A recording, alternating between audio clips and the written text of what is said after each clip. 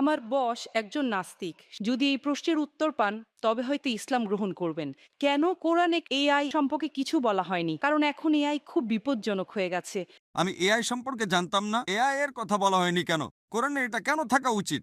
এটি ঈশ্বরের পক্ষ থেকে নয়, তা প্রমাণ করার জন্য আপনাকে ভুল খুঁজে বের করতে হবে।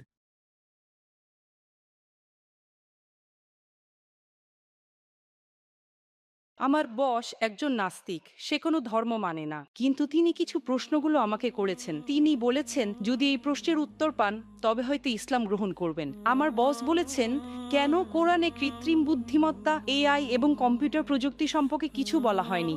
কারণ এখন এআই খুব বিপজ্জনক হয়ে গেছে। এটি অনেক কিছু করতে পারে, যে কোনো কিছু সিদ্ধান্তও নিতে পারে। আমার বস এই ব্যাপারে খুব কৌতূহলী। ধন্যবাদ। আপনার বসকে বলুন কোরআন কোনো সায়েন্সের বই নয়। SCIENCE।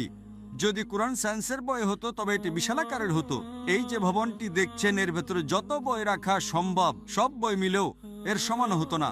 যদি কোরআন বিজ্ঞানের বই হতো আর এতে সব বৈজ্ঞানিক তথ্য উল্লেখ করা থাকতো, তাহলে কোরআন এতটা বিশাল হয়ে যেত যে আপনি কোনোদিনও তা পড়ে শেষ করতে পারতেন না। কোরআন কোনো সায়েন্সের বই নয়। সায়েন্স, আপনি যদি জিজ্ঞাসা করেন কোরআনে কি লেখা আছে 2 আর 2 মিলে 4 হয়, না, কোরআন কোনো সায়েন্সের বই নয়। এটি নিদর্শনের বই। SIGNS। তাই আমাদের দেখতে হবে কোরআনে যা কিছু বলা হয়েছে তা যেন ভুল না হয়।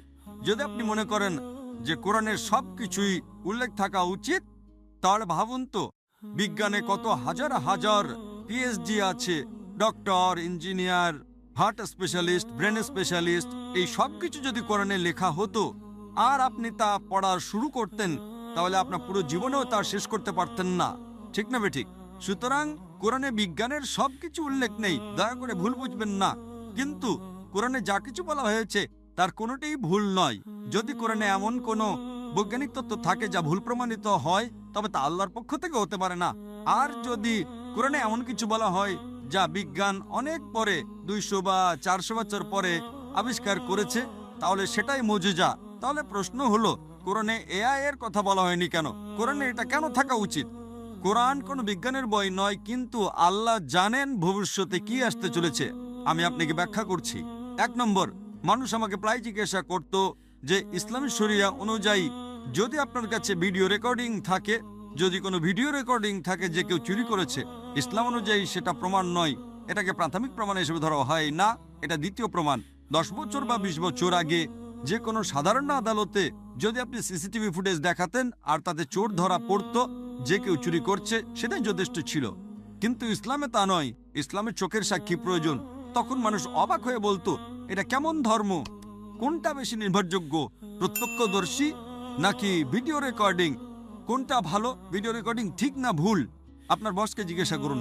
সুতরাং 20 বছর আগে যদি আপনার কাছে ভিডিও রেকর্ডিং থাকতো, তবে তা ইসলামের চেয়ে সুবিধাজনক না।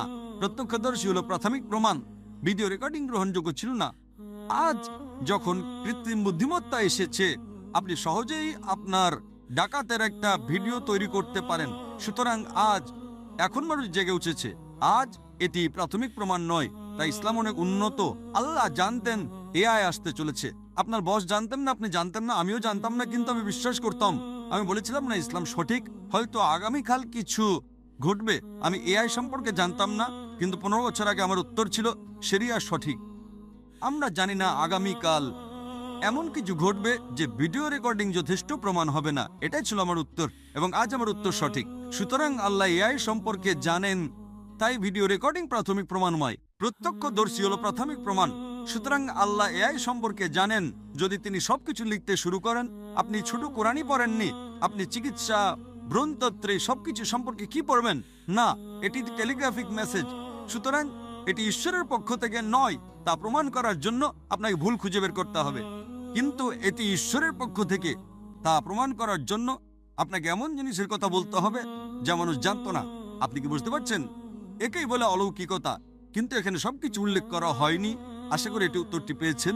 এরকম আরও ইন্টারেস্টিং ভিডিও, ইসলামী সঙ্গীত ও লেকচার পেতে এখনই চ্যানেলটি সাবস্ক্রাইব করে আমাদের সাথে থাকুন।